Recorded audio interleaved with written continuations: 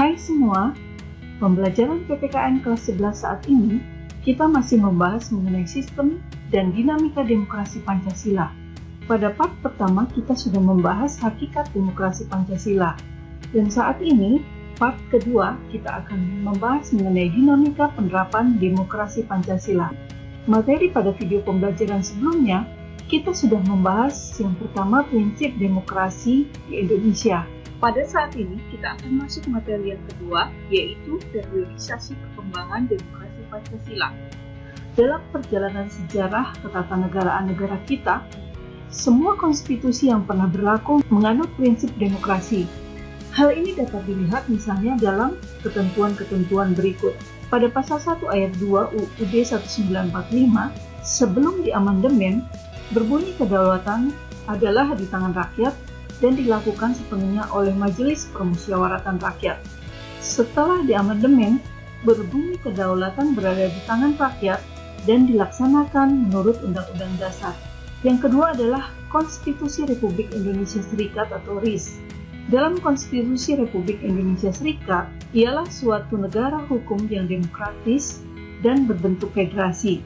Kekuasaan kedaulatan Republik Indonesia Serikat dilakukan oleh pemerintah bersama-sama Dewan Perwakilan Rakyat dan Senat. Dalam UUD 1950 pasal 1 ayat 1 berbunyi, Republik Indonesia yang merdeka dan berdaulat ialah suatu negara hukum yang demokratis dan berbentuk kesatuan. Ayat 2 berbunyi kedaulatan Republik Indonesia adalah di tangan rakyat dan dilakukan oleh pemerintah bersama-sama dengan Dewan Perwakilan Rakyat. Untuk melihat apakah suatu sistem pemerintahan adalah sistem yang demokratis atau tidak, dapat dilihat dari indikator-indikator sebagai berikut. A. Akuntabilitas dalam demokrasi.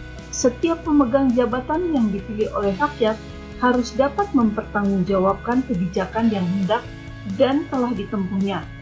Tidak hanya itu, ia juga bertanggung jawab atas ucapan atau kata-katanya serta perilaku yang dijalaninya. Pertanggungjawaban itu tidak hanya menyangkut dirinya, tetapi juga menyangkut keluarganya dalam arti luas, yaitu perilaku anak dan istrinya, juga sama keluarganya, terutama yang berkaitan dengan jabatannya.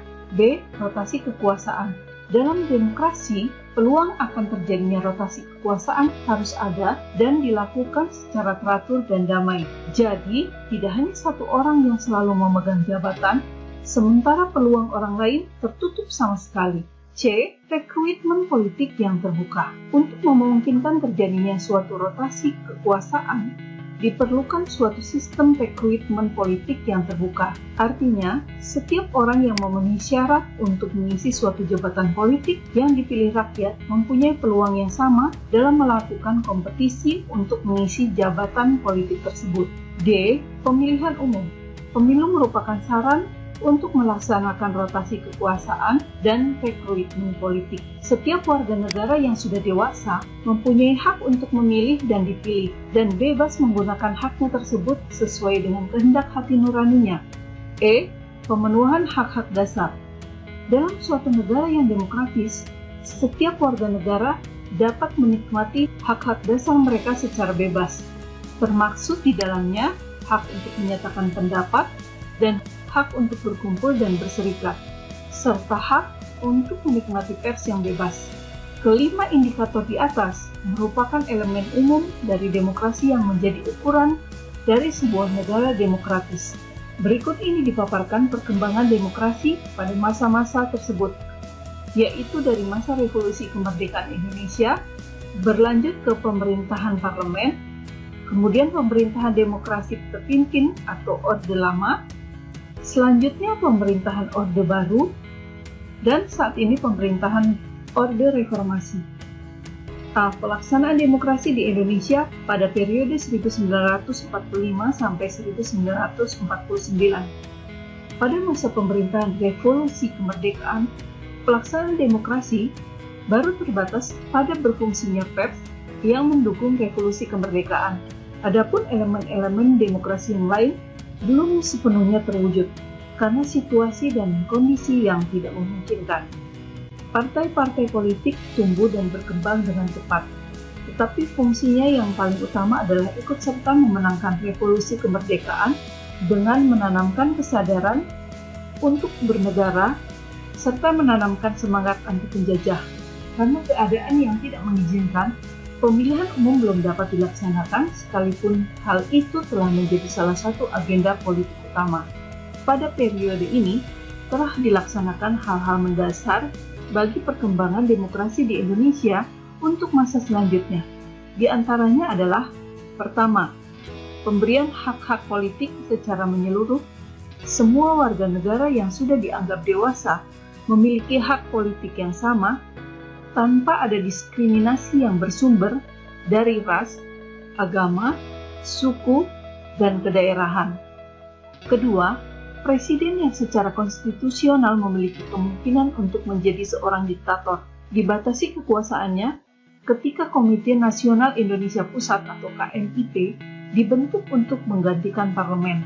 Ketiga, dengan maklumat wakil presiden, dimungkinkan terbentuknya sejumlah partai politik yang kemudian menjadi peletak dasar bagi sistem kepartaian di Indonesia untuk masa-masa selanjutnya dalam sejarah kehidupan politik kita.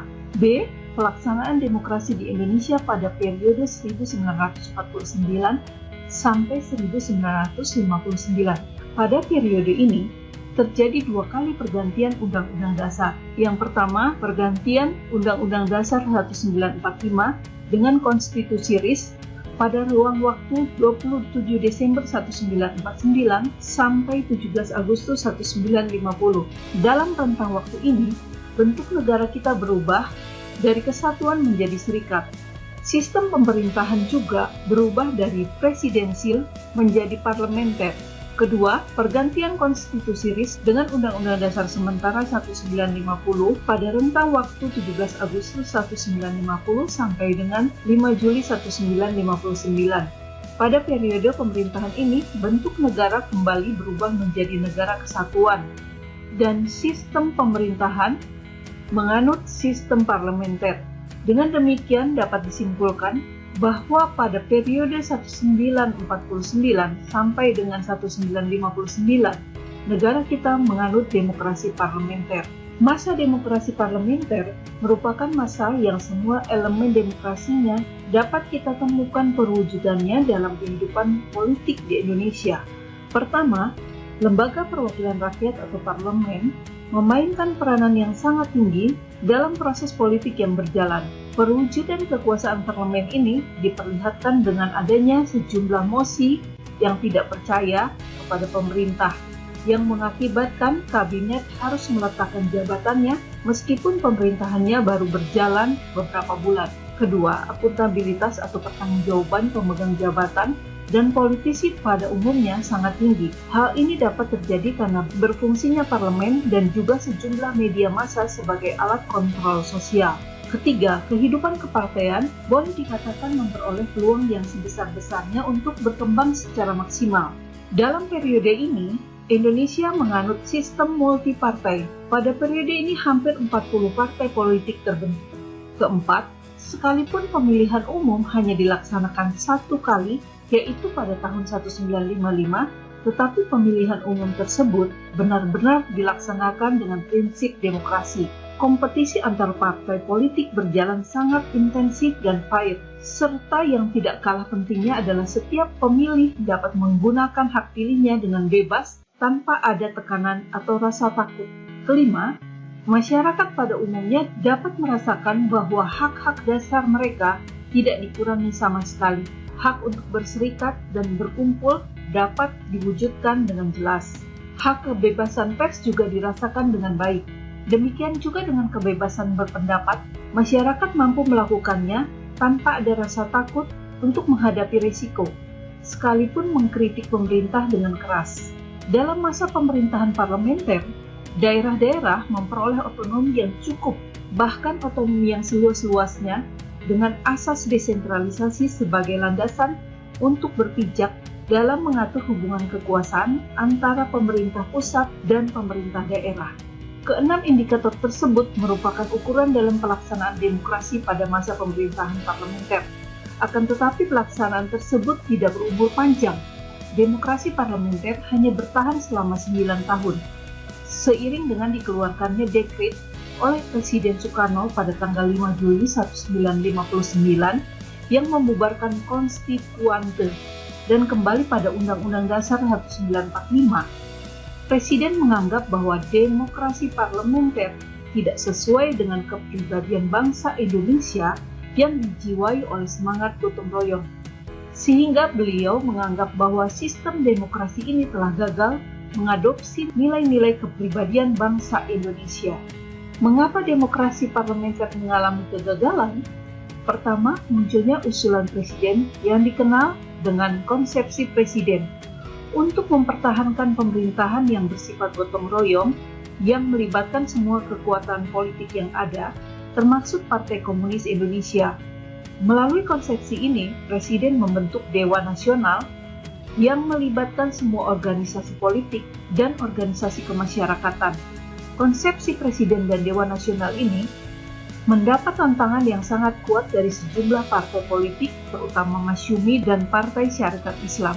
Mereka menganggap bahwa pembentukan Dewan Nasional merupakan pelanggaran yang sangat fundamental terhadap konstitusi negara karena lembaga tersebut tidak dikenal dalam konstitusi. Kedua, Dewan Komite mengalami jalan buntu untuk mencapai kesepakatan merumuskan ideologi nasional karena tidak tercapainya titik temu antara dua kubu politik, yaitu kelompok yang menginginkan Islam sebagai ideologi negara dan kelompok lain yang menginginkan Pancasila sebagai ideologi negara. Ketika voting dilakukan, ternyata suara mayoritas yang diperlukan tidak pernah tercapai. Ketiga, dominannya politik aliran, sehingga membawa konsekuensi terhadap pengelolaan konflik. Akibat politik aliran tersebut, setiap konflik yang terjadi cenderung meluas, melewati batas wilayah yang pada akhirnya membawa dampak yang sangat negatif terhadap stabilitas politik.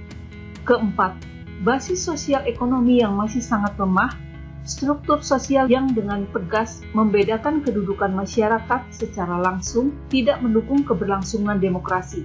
Akibatnya, semua komponen masyarakat sulit dipersatukan, sehingga hal tersebut mengganggu stabilitas pemerintahan yang berdampak pada begitu mudahnya pemerintahan yang sedang berjalan dijatuhkan atau diganti sebelum masa jabatannya selesai. C. Pelaksanaan demokrasi di Indonesia pada periode 1959 sampai 1965. Kinerja Dewan Konstituante yang berlarut-larut membawa Indonesia ke dalam persoalan politik yang sangat pelik. Negara dilingkupi oleh kondisi yang serba tidak pasti, karena landasan konstitusional tidak mempunyai kekuatan hukum yang tetap karena hanya bersifat sementara. Situasi seperti ini berpengaruh terhadap situasi keamanan nasional yang sudah membahayakan persatuan dan kesatuan nasional. Presiden Soekarno sebagai kepala negara melihat situasi ini sangat membahayakan. Oleh karena itu, Presiden Soekarno menerbitkan suatu dekret pada tanggal 5 Juli 1959. Dalam dekret tersebut, Presiden menyatakan pembubaran Dewan Konstituante dan kembali kepada Undang-Undang Dasar 1945. Dekret Presiden tersebut mengakhiri era demokrasi parlementer yang kemudian membawa dampak yang sangat besar dalam kehidupan politik nasional. Era baru demokrasi dan pemerintahan Indonesia mulai dimasuki, yaitu demokrasi terpimpin. Maksud konsep terpimpin dalam pandangan Presiden Soekarno adalah dipimpin oleh hikmat kebijaksanaan dalam permusyawaratan dan perwakilan. Adapun karakteristik yang utama dari perpolitikan pada era demokrasi terpimpin sebagai berikut. Yang pertama adalah mengaburnya sistem kepartean. Kehidupan partai-partai politik bukan untuk mempersiapkan diri dalam rangka mengisi jabatan politik di pemerintahan, karena pemilihan umum tidak pernah dijalankan, tetapi lebih merupakan elemen penopang dari tarik ulur kekuatan antara lembaga kepresidenan, Angkatan Darat, dan Partai Komunis Indonesia. Kedua, terbentuknya Dewan Perwakilan Rakyat Gotong Royong. Peranan lembaga legislatif dalam sistem politik nasional menjadi demikian lemah. DPR-GR tidak lebih hanya merupakan instrumen politik lembaga kepresidenan. Proses rekrutmen politik untuk lembaga ini pun ditentukan oleh Presiden. Ketiga, hak dasar manusia menjadi lemah. Kritik dan saran dari lawan-lawan politik Presiden tidak banyak diberikan. Mereka tidak mempunyai keberanian untuk menentangnya. Keempat, masa demokrasi terpimpin membuat kebebasan pers berkurang. Sejumlah surat kabar dan majalah dilarang terbit oleh pemerintah. Kelima, sentralisasi kekuasaan semakin dominan dalam proses hubungan antara pemerintah pusat dan daerah. Daerah-daerah memiliki otonomi yang terbatas. Dari kelima karakter di atas, kita dapat menyimpulkan bahwa pada era demokrasi terpimpin, terdapat penyimpangan-penyimpangan terhadap demokrasi. Hal ini tidak terlepas dari kondisi Indonesia yang baru merdeka. Materi dinamika penerapan demokrasi Pancasila dengan subpokok bahasan dinamika penerapan demokrasi Pancasila ini belum selesai. Video pembelajaran berikutnya, yaitu part 2C, kita akan melanjutkan subpokok bahasan ini. Sampai jumpa pada video pembelajaran berikutnya. Tetap sehat, tetap semangat. God bless you.